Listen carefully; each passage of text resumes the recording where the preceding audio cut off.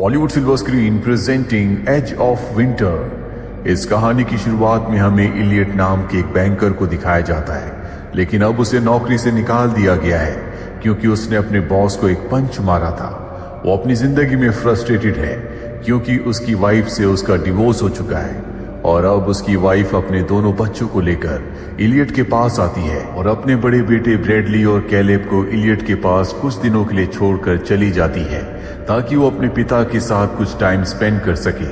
Bradley जो कि उसका बड़ा बेटा है, वो इलियट को बिल्कुल पसंद नहीं करता। उसका छोटा बेटा उसे पसंद करता है। अब ये दोनों के दोनों अपने कमरे में जाते हैं जहां पर कैलिब को बेड के नीचे एक गन मिलती है। ये दोनों भाई उस गन को देखना शुरू कर देते हैं और तभी इनके पिता एलियट अंदर आ जाते हैं, जो गन के साथ इन्हें देखकर बहुत गुस्सा हो जाते हैं। वो इन्हें डांटना शुरू कर देते हैं, पर जल्दी एलियट को एहसास होता है कि उसे अपने बच्चों से ऐसा बर्ताव नहीं करना चाहिए। वो अपने बच्चों से कहता है कि हम बाहर जाएंगे जहां मैं तुम्हें गन चलाना सिखाऊंगा। ये सुनकर कैलिब बहुत खुश हो जाता है। दरअसल इलियट अपने बच्चों के साथ एक अच्छा बॉन्ड बनाना चाहता है। अब ये गाड़ी से निकल पड़ते हैं। रास्ते में इलियट गैस स्टेशन पर रुकता है जहां पर वो अपने बड़े बेटे ब्रैडली का मोबाइल देखता है, जिसमें उसने अपनी मॉम को मैसेज किया होता है, जिसमें लिखा होता है कि डैड के साथ टाइम स्पेंड करना मुझे बिल्कुल पसंद नहीं है।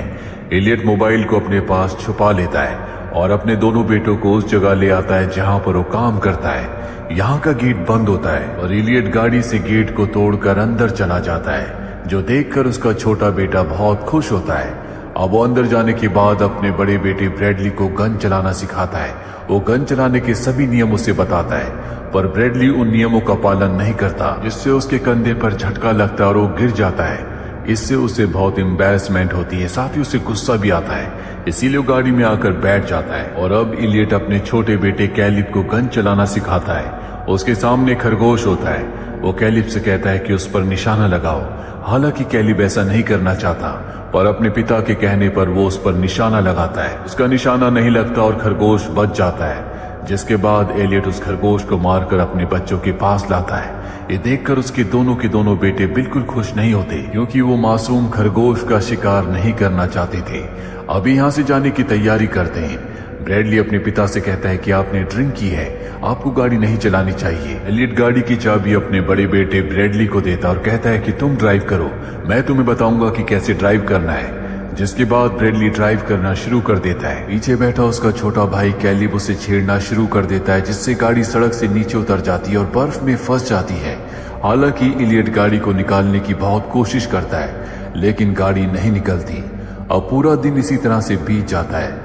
रात हो जाती है और ये सब के सब गाड़ी के अंदर होते हैं, जहां पर इलियट अपने दोनों बेटों से कहता है कि मैं तुमसे बहुत प्यार करता हूं। अभी उसका छोटा बेटा कैलिब कहता है कि हमारे स्टेप फादर का प्रमोशन हुआ है, जिस वजह से हमें लंदन शिफ्ट होना होगा। इसका मतलब ये है कि वो हमेशा के लिए अपने बच्चों से दूर हो जाएगा। इलियट इसे सुनकर अपना आपा खो बैठता है और अपने हाथ को, जो कि इंजर्ड होता है, उसे जोर जोर से स्टीयरिंग पर मारना शुरू कर देता है।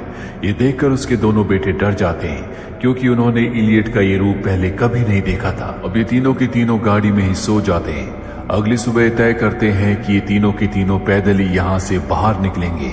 ये तीनों यहाँ से आगे बढ़ जाते हैं। कुछ दूर जाने के बाद इन्हें एक घर दिखता है और जब ये उस तरफ जा रहे होते हैं तभी ब्रैडली के नीचे की बर्फ टूट जाती है, वो पानी में गिर जाता है, लेकिन एलियट उसे बचाकर बाहर निकाल लेता है। और अब ये तीनों के तीनों उस घर के अंदर जाते हैं, जहां पर उसका बेटा उससे पूछता है कि हम अपने घर कब जाएंगे। एलियट कहता है कि मुझे नहीं पता, मैंने सब कुछ बर्बाद कर दिया, लेकिन अब मैं तुम्हें अपने आप से दूर नहीं जाने दूंगा। अब रात हो जाती है और तभी यहाँ पर दो लोग आते हैं जो दोनों के दोनों शिकारी हैं।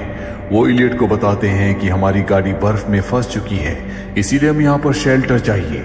लेकिन इलियट को इन दोनों पर शक होता है, इसीलिए वो इन दोनों के हथियार रख लेता है और इन्हें यहाँ पर रुकने की परमिशन देता है। अब अगली सुबह इन दोनों में से एक शिकारी अपनी गाड़ी के पास जाता है और गाड़ी को बर्फ से निकालने की कोशिश करता है।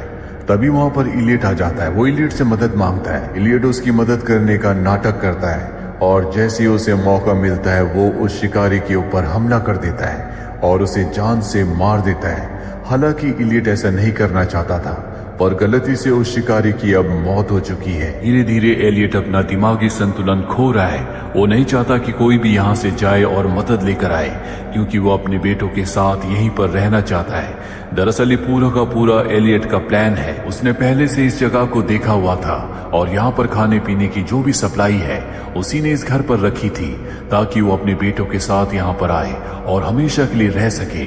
वो अपने बेटों से दूर नहीं होना चाहता। वहीं दूसरी तरफ एलियट के दोनों बेटों को दिखाया जाता है जो घर के अंदर होते हैं। उन्हें गोली चलने की आवाज आती है और वो उस आवाज को सुनकर घर से बाहर निकल जाते हैं। दूसरा शिकारी अपने साथी को ढूंढता हुआ एलियट तक पहुंच जाता है और अपने साथी के बारे में पूछता है। एलियट कहता है कि मुझे नहीं पता, लेकिन अब उसे एलियट पर शक हो चुका है। कहता है कि मुझे पता है कि तुमने कुछ किया है। इससे एलियट को बहुत गुस्सा आता है। वो अपनी गन उठाता है, पर इससे पहले कि वो उसे शूट करता, उसके दोनों बेटे वहां पर आ जाते हैं, जिससे वो शिकारी बचकर वहां से भाग जाता है। अपने पिता एलियट की ये हरकत देखकर दोनों के दोनों बच्चे डर जाते हैं। वो समझ जाते हैं कि एलियट उन्हें यहाँ से कभी नहीं जाने देगा। इसीलिए वो घर आने के बाद तय करते हैं कि वो यहाँ से निकल जाएंगे, ताकि किसी तरह से रोड तक पहुंच सके और वहां से किसी से मदद मांगकर इस जगह से निकल जाए। दरअसल ये दोनों ही अपने पिता एलियट के साथ नहीं रहना चाहते और अब ये खाने की सप्लाई और अपना सामान लेकर घर से निकल जाते हैं। और जब रात होती है तो इन तक एलियट पहुंच जाता है। एलियट कहता है कि तुम मुझे बिना बताए यहाँ पर कैसे आ गए। ब्रैडली एलियट से कहता है कि तुम अच्छे पिता नहीं हो, जिससे एलियट को गुस्सा आता है। इन दोनों की लड़ाई हो जाती है। ये देखकर कैलिब डर जाता है। वो अपने पिता से कहता है कि हम मदद ढूंढने की कोशिश कर रहे हैं, प्लीज आप ब्रैडली को छोड़ दो। ये सुनकर वो ब्रैडली को छोड़ देता है और वापस इन्हें केबिन में ले आता है। यहाँ पर अब उसे समझ में आ चुका है कि उसके दोनों बेटे उसके साथ नहीं रहना चाहते, इसीलिए वो इन दोनों को कमरे में बंद कर देता है। यहाँ पर कैलिब को भूख लग रही होती है और अब ये इस जगह से निकलना चाहते हैं। फ्लोर की जो लकड़ी होती है उसे ब्रैडली खोल देता है, लेकिन वो उसके अंदर नहीं जा पाता क्योंकि उसका साइज बड़ा है। कैलिब कहता है कि मैं इसके अंदर जा सकता हूँ, और जब कैलिब अंदर जाता है तो वो देखता है कि वहां पर शिकारी की डेड बॉडी है, जिसे उसके पिता ने मार दिया है। ये बात कैलिब अपने भाई ब्रैडली को बताता है। ब्रैडली कहता है कि तुम यहाँ से चले जाओ, हमारे डैड हमें यहाँ से कभी निकलने नहीं देंगे, तुम्हारे पास मौका है। लेकिन कैलिब अपने भाई ब्रैडली को छोड़कर नहीं जाना चाहता और ब्रैडली उसे समझाता है कि तुम्हें यहाँ से जाना होगा और मदद लेकर आनी होगी। जिसके बाद उसे शिकारी की गाड़ी की चाबी मिल जाती है, जो वो अपने भाई को दे देता है। और अब उसका भाई कैलिब यहाँ से निकलकर गाड़ी के पास पहुंच जाता है, जहां पर वो देखता है कि दूसरा शिकारी छुप कर बैठा है। कैलिब उसे गाड़ी की चाबियां दिखाता और कहता है कि मेरा भाई अब भी घर में फंसा हुआ है, हमें उसे बचाना होगा, जिसके बाद इस गाड़ी से हम सब के सब यहाँ से निकल सकते हैं। शिकारी उसकी मदद करने के लिए तैयार हो जाता है। वहीं घर पर हमें ब्रैडली को दिखाया जाता है, जो लकड़ी का एक और टुकड़ा निकालने में कामयाब हो जाता है। जिसके बाद वो कमरे में आग लगाकर नीचे से निकलकर इस कॉटेज से भाग जाता है। आग देखकर एलियट अंदर आता और देखता है कि उसके दोनों बेटे कमरे में नहीं है। वो समझ जाता है कि दोनों के दोनों यहाँ से भाग चुके हैं, इसीलिए अब वो ब्रैडली का पीछा करना शुरू कर देता है। जल्दी वो ब्रैडली को पकड़ लेता और कहता है कि तुम मुझसे दूर नहीं जा सकते, अब हमेशा हम साथ रहेंगे, मैं तुमसे बहुत प्यार करता हूँ। कैलिब और शिकारी ये सब कुछ देख रहे होते हैं और तभी कैलिब अपने पिता के सामने आ जाता है और उन्हें काम डाउन करते हुए कहता है कि हम यहाँ पर सब मिलकर रहेंगे, हम यहाँ पर शिकार करेंगे, फिशिंग करेंगे। ये सुनकर उसके पिता एलियट बहुत खुश हो जाते हैं और कहते हैं कि हाँ, ऐसा तुम चाहते हो वैसे ही होगा।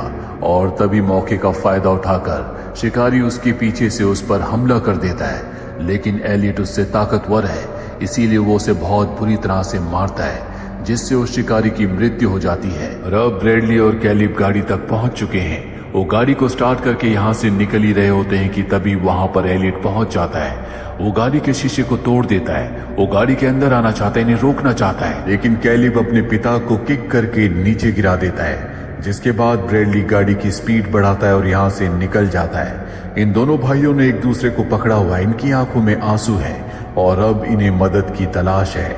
एलियट अपने बच्चों को गाड़ी से अपने से दूर जाता हुआ देख रहा होता है। बच्चे जिन्हें वो हमेशा के लिए अपने पास रखना चाहता था, जिनसे वो बहुत प्यार करता है, अब उसकी जिंदगी से हमेशा के लिए दूर जा चुके हैं। इस कहानी से हमें सीखने को मिलता है कि भले हम किसी से कितना भी प्यार क्यों ना करें, और किसी को भी अपनी जिंदगी का हिस्सा बनाने का सिर्फ एक ही तरीका है, और वो है प्यार, जिसे एलियट नहीं समझ पाया और उसके बच्चे हमेशा के लिए उससे दूर हो गए। तो ये थी पूरी कहानी एज ऑफ विंटर की। उम्मीद करते हैं कि ये कहानी आपको पसंद आई होगी।